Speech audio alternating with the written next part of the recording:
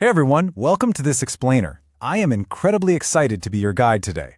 If you've been watching the stock market lately, you might think the absolute only way to build massive wealth is by chasing the newest, flashiest technology startups.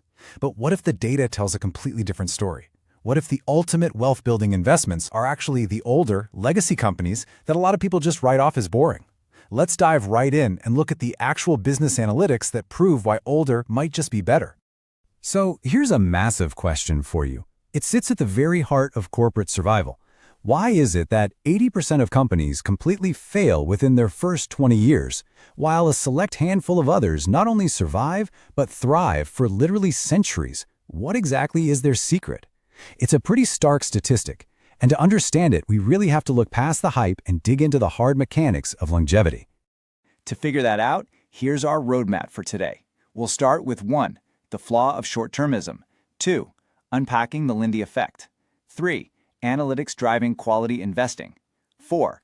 Legacy companies versus AI. And finally, 5. Mastering the snowball effect. All right, Section 1, the flaw of short-termism. We really need to expose exactly why retail investors consistently lose money by chasing the next big hype cycle. If we look at the data from Ambit Asset Management, it highlights 2 huge behavioral biases driving this short-termism. First up is the long-shot bias. That's basically our tendency to overpay for low-probability bets because, hey, we all want that massive payoff, right? Well, if we look at analytics from racetrack betting, which is actually a surprisingly great proxy for risky trading, betting on long shots gives you an average return of negative 61%. Ouch! Compare that to just negative 6% for favorites. Then we've got the availability bias. This is when we totally overestimate the success of flashy, narrative-driven stocks simply because they dominate the daily news cycle. Basically, our brains are literally hardwired to make bad short-term bets. Section 2, unpacking the Lindy Effect. So how do we actually counter those dangerous biases? Well, we have to look at longevity in a completely different way. Have you ever heard of the Lindy Effect? It has a super fascinating backstory.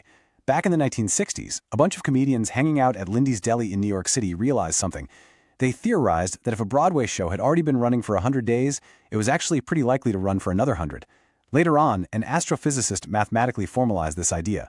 Simply put, the Lindy effect is a statistical tendency that says for non-perishable things, like ideas, software, or in our case, companies, their remaining life expectancy actually gets longer the older they get. Mind-blowing, right? Which brings us to this absolutely brilliant quote from author and risk analyst Nassim Nicholas Taleb. He says, "For the perishable, every additional day in its life translates into a shorter additional life expectancy. For the non-perishable, every additional day may imply a longer life expectancy." Think about that for a second. You and I, we're perishable. Every day we live, we get one day closer to the end. But companies, they kind of age in reverse.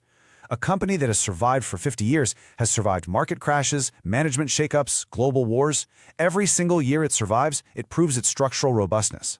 It's really like the difference between 2 totally different types of athletes. You can think of tech hype companies as sprinters. Picture Usain Bolt breaking world records at age 22. They are incredibly fast, built to meet an emerging need right exactly now.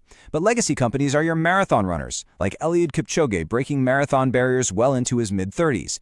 Having that marathon mindset allows a company to just look right past immediate market turbulence. It's all about endurance, long-term vision, and deep resilience.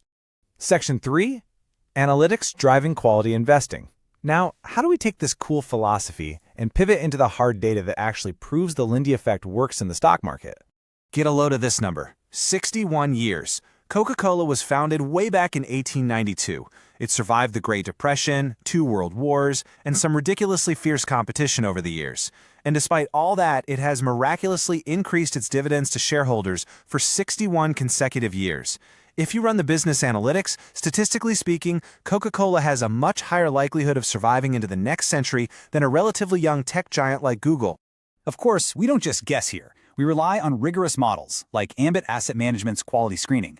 To find a true Lindy company, you have to blend quantitative and qualitative factors. On the quantitative side, your analytics should screen for asset-light operations, high return on capital employed, and rock-solid free cash flows.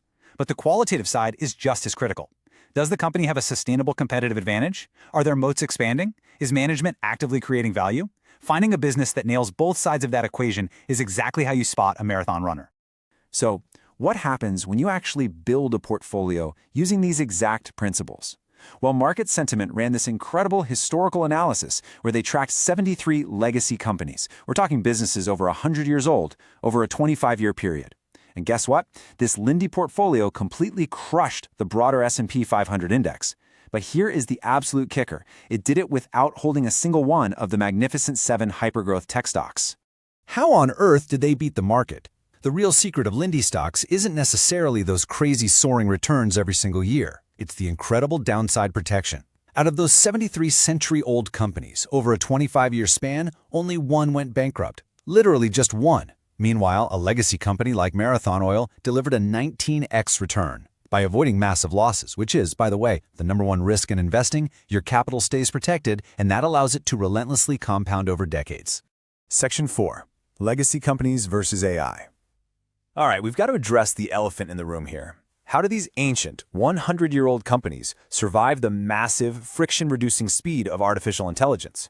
To wrap our heads around this, let's look at a framework from Soren Arnsbo. He contrasts technology-driven companies with market-driven companies. Technology-driven companies usually start with a what, like a slick new software or a platform, but tech alone rarely creates durable value.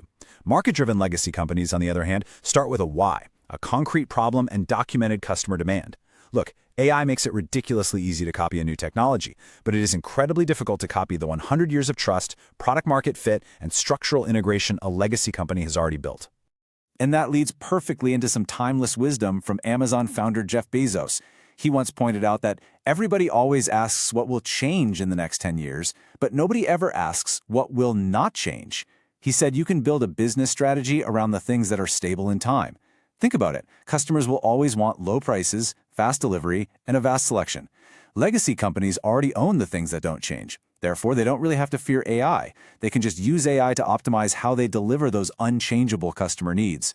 Let's look at a really concrete example of this. RealX. They're a legacy publishing and analytics business based in London. They basically hold virtual monopolies in legal and scientific databases. Their revenue is built on deeply sticky, recurring subscriptions. They aren't being destroyed by AI at all. Instead, they are brilliantly integrating AI to build even more sophisticated business analytics tools right on top of their proprietary mission-critical data. They're just using AI to speed up their already dominant marathon pace.